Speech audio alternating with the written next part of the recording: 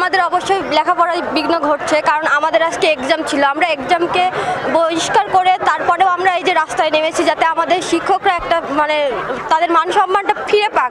কারণ তাদের ওপরে যে অবিচারটা করা হচ্ছে বা মিথ্যা মামলাটা যে দেওয়া হয়েছে, এটা তো তারা মোটেও মানে এর উপযোগী না। এর জন্য আমরা চাচ্ছি যে তাদের উপর থেকে যত তাড়াতাড়ি সম্ভব যে তাদের মামলাটা উঠাই নেওয়া হোক, তাতে আমরাও ঠিকমতো এক্সাম দিতে পারবো, পড়ালেখায় ফিরতে পারবো। যদি ম্যামরা এরকমই হয় বা ছাড়া এরকম পরিস্থিতিতে পড়ে যায়, তাহলে এখানে তারাও খুব মানে শান্তিতে থাকতে পারে না বা আমরাও খুব একটা শান্তি ফিল করি না।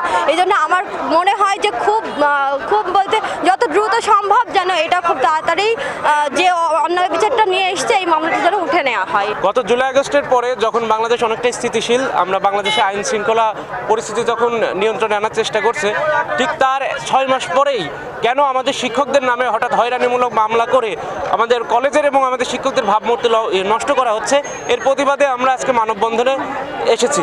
এবং এই মানববন্ধনের থেকে জানাতে চাই যে আমাদের দাবি যে এই মামলার যদি সুরাহা না হয় অতি দ্রুত আমরা কলেজের সকল ক্লাস পরীক্ষা বর্জন করব এবং আগামী দিনে আমরা আরও কঠোর কর্মসূচি নিতে বাধ্য হব।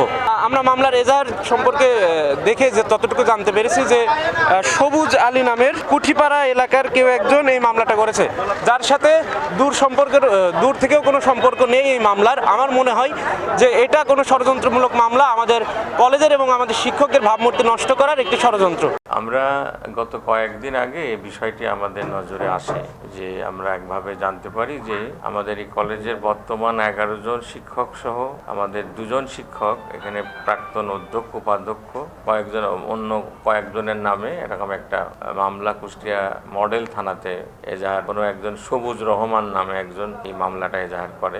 আমরা বিষয়টা জানার পরে আমরা কলেজের শিক্ষকদেরকে নিয়ে একটা জরুরি সভা আমরা করি। সেই সভাতে এই ব্যাপারে আমরা স্পষ্টভাবে এটার জন্য নিন্দা করি এবং আমরা পুলিশ প্রশাসনের কাছেও, কুষ্টিয়া জেলার পুলিশ সুপারের কাছে আমি নিজে এই চেম্বার থেকে মৌখিকভাবে কথা বলে এই বিষয়টার প্রতিবাদ জানাই। এবং যেহেতু একটা মামলা হয়েছে বসে, এটার মামলা এক জায়গাতে রুজু হয়েছে, এটার পুলিশ কর্তৃপক্ষ আমাদের কথা অনুসারে তারা আমাদেরকে এতটুকু আশ্বস্ত করে যে কোনো হয়রানিমূলক তেমন কিছু হবে না। যেহেতু বিষয়টা আমাদের ছাত্ররা আমাদেরই সন্তান, আমরা তাদেরকে পাঠদান করি, এই রকমের একটা বিষয়ে স্বাভাবিকভাবে তাদের সংক্ষুব্ধ হওয়ার কথা। তারই আলোকে এই জাতীয় কথাবার্তা আপনারা শুনতে পাচ্ছেন। কে বা কারা কোন মোটিভ নিয়ে এই জাতীয় একটা ধিক্কারজনক কাজ করেছে বসে, সেটা এখনো আমাদের কাছে পুরোপুরি সুস্পষ্ট নয়। আমরা বিষয়টা সরকারের বিভিন্ন গোয়েন্দা বাহিনীকে জানিয়েছি বসে, এবং এটা চেষ্টা হচ্ছে। আমাদের সহকর্মীরা বিশেষ করে যাদের নামের মধ্যে আছে তারাও চেষ্টা করছেন বসে।